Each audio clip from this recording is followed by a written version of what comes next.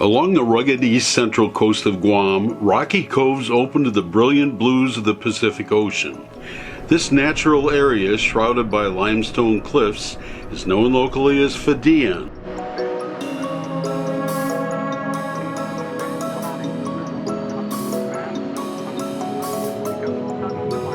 Nestled along this narrow strip between the stately ironwood trees and the green limestone forest is an intricate education and research facility called the Guam Aquaculture Development Training Center, also known as the Fidean Hatchery or GADTC.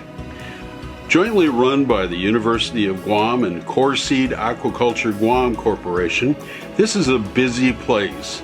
Things at the hatchery are literally jumping from morning to night. This 5-acre site is where students study and conduct research on shrimp, tilapia, and polyculture possibilities. Facilities provide everything that is needed indoors and outdoors to achieve mariculture success. Orange, yellow, down, female. Graduate students around Oceania and Southeast Asia have benefited from research conducted here. They do everything hands-on, including keeping an inventory of live shrimp by tracing their genetic families. The hatchery has fresh and brackish water supplies. There are 14 concrete ponds on the site and numerous fiberglass tanks. The sun going down over the rugged cliff line signals the time to gather for the breeding shrimp. At dusk, the shrimp get amorous, and one can watch the energetic mating chases take place. It is a nightly occurrence. While the secluded hatchery's existence may surprise many, it has actually been around for a while. Built in the late 1970s by private investors, it was conveyed to the government of Guam in the 80s and eventually transferred to the University of Guam in 2001. Dr. Hui Gong Zhang was the first aquaculture research faculty hired. I was very amazed by what the potential we have here on Guam in terms of shrimp aquaculture and other species that we can develop. But there's a lot of challenges as well.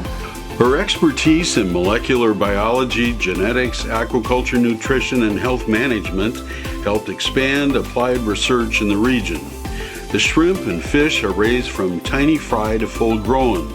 For the shrimp, there are a dozen different growth stages. This is a lot of work that can easily be lost if the creatures get sick.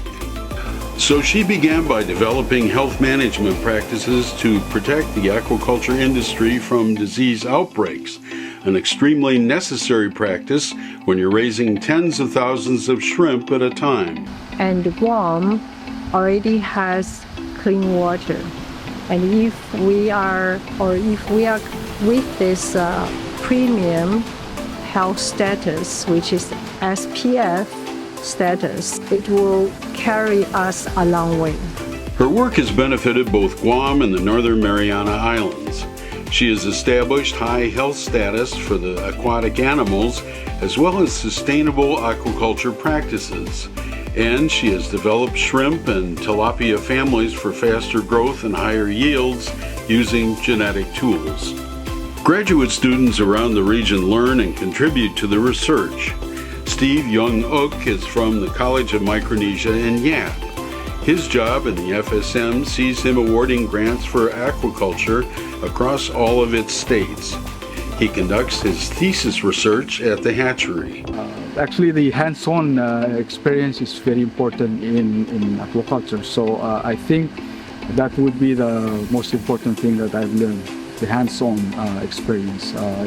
Feeding, taking care of the broodstock, even siphoning the tanks. So these are all hands-on experience that I think very important. Over the years, exchange scholars from Asia have carried out research projects at the facility.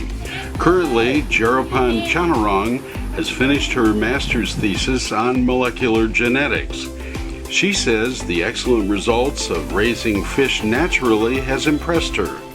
In my country, when we do about the tilapia, mostly we use the hormone for change the male because they grow it very fast. In Guam, when we do about the genetic improvement, we don't use any hormone and they grow it so fast.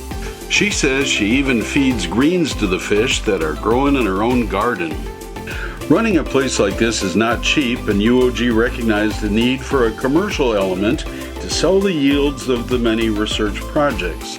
Since 2007, the hatchery has established partnerships with Asian aquaculture stakeholders to serve the region with high health shrimp broodstock. In 2020, a public-private partnership was enacted between the university and the Coreseed Aquaculture Guam Corporation. Dong-Ho Zhang is the managing director. So I see the value UOG research scientists created here and the value of the existing facility. So we just want to go one step further by investing more to improve the facility to commercialize what they have been created in terms of shrimp and tilapia genetics. No antibiotics or other chemicals are used for health-related treatments. This translates into a very marketable and delicious, fresh, not frozen product that is available to seafood consumers on Guam. And we have nearly 2 million tourists come to Guam every year. They're eager to try for real fresh seafood. And we have an increase in seafood consumption and the perceiving premium quality and the favorable taste of the locals from the local community. Seen here gathering choice tilapia, the staff is well trained in aquaculture harvests.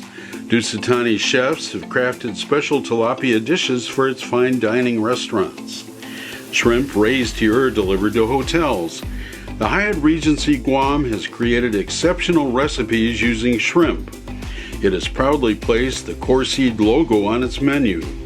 Shrimp destined for the Guam Fishermen's Co-op are often used by island residents to make favorite local dishes, like young shrimp kelaguen. Southeast Asian market produces nearly 70 to 80% of shrimp productions globally. So that's a gigantic market within 4 hours reach from Guam. So if we can tap into that market, we have a tremendous growth potential for that.